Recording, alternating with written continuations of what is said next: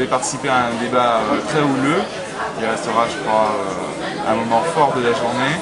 On a vu notamment la position de Jacky Dahomey, qui est finalement une position, à mon sens, relativement objective. Est-ce qu'elle vous convient dans l'analyse des événements qu'il y a eu en début d'année? Quelle est votre position?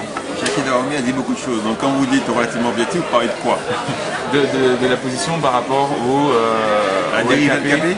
De la dérive LKP notamment. Oui, je pense qu'il y a eu une dérive au niveau du LKP, c'est ce qui fait que il m'est arrivé de dire que est-ce qu'on voulait rentrer dans une configuration Tutsi contre tout, et je pense que Jacky Dahomey l'a exprimé de manière très claire, c'est que à partir du moment où sur un projet, sur un problème réel, on commence à rentrer dans une stigmatisation d'une minorité dans le cas d'une société multiraciale ou une société coloniale, on rentre dans un risque important qui est le risque de dérive collective d'une société coloniale. Et ceci c'est dès qu'on rentre dans une stratégie de stigmatisation des minorités, on arrive à des horreurs. Je prends l'exemple 1933, la nuit de cristal, où pour la première fois le système nazi montre très clairement sa finalité en ce qui concerne les juifs, ça contient quelque chose qui est horrible, c'est l'Holocauste.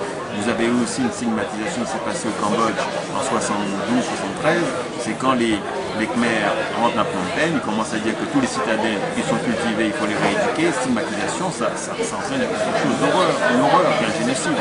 Et le Tutsi et le Hutu, c'est le même principe. Radio 100 000 collines commence à dire les Tutsis sont des mauvais par son Tutsi, et vous avez des gens qui vont se macheter alors que c'est pas depuis 20 ans. Donc ce que j'ai voulu signaler, c'est que rien ne justifie que l'on commence à déraper en ce qui concerne les valeurs.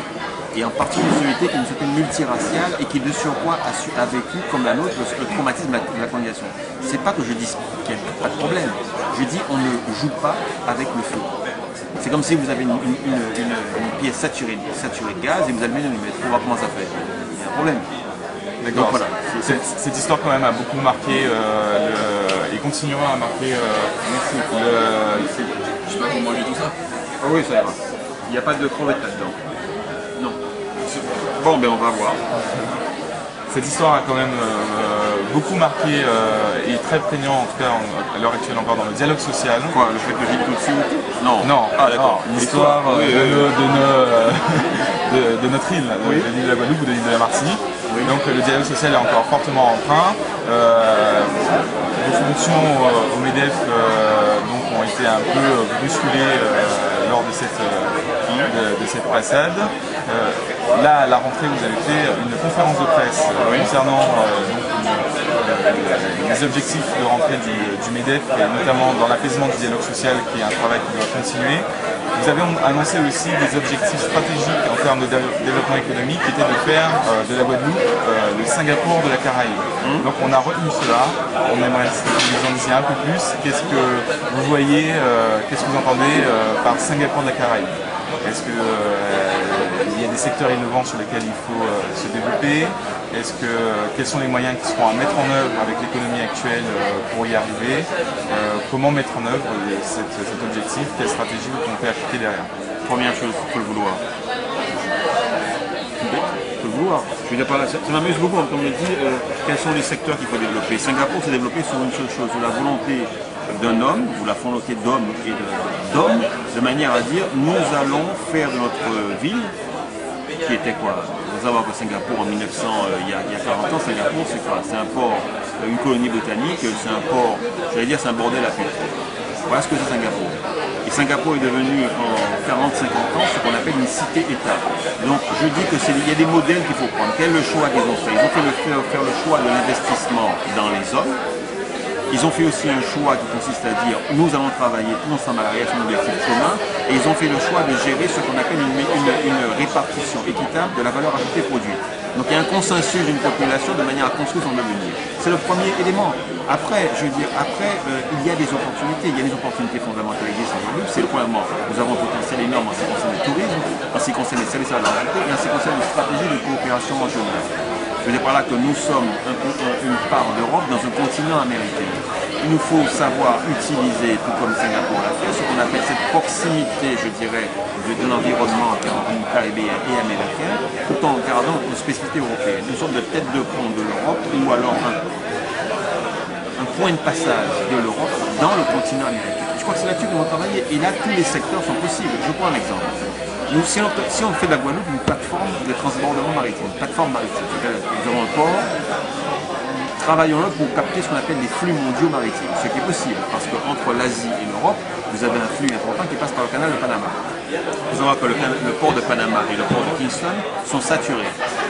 Nous avons une place à prendre, mais environ 1 million de boîtes à prendre en ce qui concerne le port de Pointe-à-Pitre, qui pourrait être un port de transbordement sur Chine, enfin Asie, façade Est-Amérique, Europe, façade Ouest-Afrique. Voilà. Le simple fait de se dire cela, le fait de se positionner comme cela, le fait de se connecter comme cela par rapport au monde ouvre des potentialités économiques importantes. Ça veut dire par là qu'on peut développer une stratégie de transformation sur le port. Ça veut dire par là qu'on peut développer une stratégie de développement touristique si on a compris que le tourisme veut dire altération de notre authenticité ou de notre identité. Voilà pourquoi je dis ouverture sur le monde, mais renforcement de l'identité territoriale. Parce que ce qui va capter les gens en Guadeloupe, c'est une identité territoriale forte, de manière à ce que les touristes, quand ils viennent en Guadeloupe, soient dépaysés. On ne va quand même pas leur vendre la Silicon Valley, on ne va pas leur vendre Miami, on va leur vendre la Guadeloupe. Ce qui veut dire par là que c'est un retour à l'authenticité, aux traditions, tout en utilisant toutes les dernières technologies que nous avons. Et ce qui veut dire par là, quand on réfléchit comme ça, on crée des services, on crée du business, on crée, je dirais, de l'activité, avec des stratégies qui vont évoluer dans le temps. Donc, potentiellement, c'est possible. Encore faut-il que nous ayons la volonté de le réaliser et que nous y croyons. Si nous n'y croyons pas, c'est pas la peine. Voilà. Donc voilà, il y a de quoi structurer un développement et nous en avons les potentialités. Voilà. Allons-y. Monsieur Angèle, oui. La stratégie consiste à faire de la Guadeloupe Singapour et la Caraïbe. Le Singapour. C'est un exemple, c'est une image. Bien sûr, sur la Guadeloupe. La Caraïbe, si on prend le macroéconomique précis, la position sur l'octroi de mer, vous pensez qu'il faut supprimer cet impôt, baisser cet impôt, c'est un impôt qui renchérit la vie. Je pense que c'est si on arrive à être une plateforme de transbordement, il faut le réformer. Peut-être qu'il faut l'analyser comme une TVA. Qui serait collectée au niveau local et dont une partie serait versée au gouvernement et le reste resterait pour financer l'économie. Je pense qu'il faut le faire comme une TVA. Parce que le problème qu'il y a, c'est que pour l'instant, on ne taxe que les activités, je dirais, si on imagine que qu'on met une TVA locale, je veux dire par là que collectée et ensuite peut être récupérée, le coût de renchérissement de la marchandise sera, je dirais, l'impact sera réduit. Nous aurons toujours une stratégie pour pouvoir financer notre collectivité territoriale. Je pense qu'il faut évoluer vers une TVA locale. Ce qui veut dire par là qu'on rentre dans une stratégie de commerce, d'industrie, qui n'est pas dans une stratégie de développement industriel qui consisterait à dire qu'on va protéger notre industrie par des barrières douanières. Je suis plutôt de ceux qui pensent qu'on va développer une stratégie industrielle, une stratégie de niche, je veux dire par là d'exportation, pas de protection du marché local, parce que le marché local n'a pas assez de dimension. Par contre, on doit prendre l'exemple des continents, du continent asiatique et de Singapour, par exemple, pour développer une stratégie d'industrialisation pour l'export. Dans cette logique, l'octroi de mer doit être fait.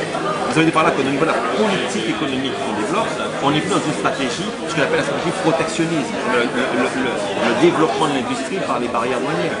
Pas parce que les États-Unis ont réussi ça au siècle dernier qu'on doit fonctionner comme ça. À terme, on sait que ça crée des industries qui ne sont pas concurrentielles. Nous avons intérêt à développer des stratégies de niche. Je prends l'exemple concret. Nous avons un potentiel énorme sur la chocolaterie. Ça me paraît débile quand on dit ça, mais c'est pas vrai. La chocolaterie artisanale, ce qu'on appelle le cacao artisanal, est un produit qui peut maintenant être vendu à l'échelle mondiale. Parce que ce que nous vendons, ce que nous consommons actuellement, ce n'est pas du cacao. C'est le cacao artisanal, il va pouvoir avoir et la matière basse, et le résidu que nous utilisons quand on fait du chocolat, c'est sur le résidu. Quand on fait du cacao artisanal, vous avez ce qu'on appelle la valeur globale du cacao, matière grasse plus ce petit résidu de goût cacaoté, qui fait la différence. Et nous avons un marché là-dessus pour le haut de gamme, Fauchon et tout le reste. Donc il y a de quoi faire. Mais il faut se positionner dans une stratégie de niche et de haut de gamme. Voilà.